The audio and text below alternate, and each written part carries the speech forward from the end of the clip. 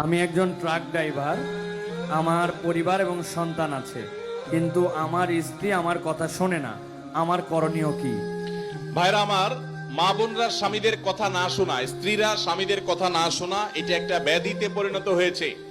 পশ্চিমাদের মুখরোচক স্লোগানে আমাদের অনেক মুসলিম নারীরা বিভ্রান্ত হয়ে গেছেন।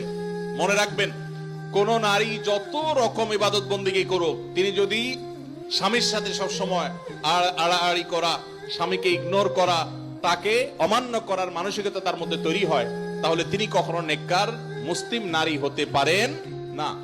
যে ভাই এই প্রশ্ন করেছেন তাকে বলবো, বিয়ের আগে এটা ভাবা দরকার ছিল যে এই মেয়ের মধ্যে আল্লাহর ভয় আছে কিনা। যদি কেউ মুত্তাকি হয়ে থাকে, সত্যিকারে মুসলিম হয়, আল্লাহ ভীরু হয়, তিনি কখনো স্বামীর অবাধ্য হতে পারেন না।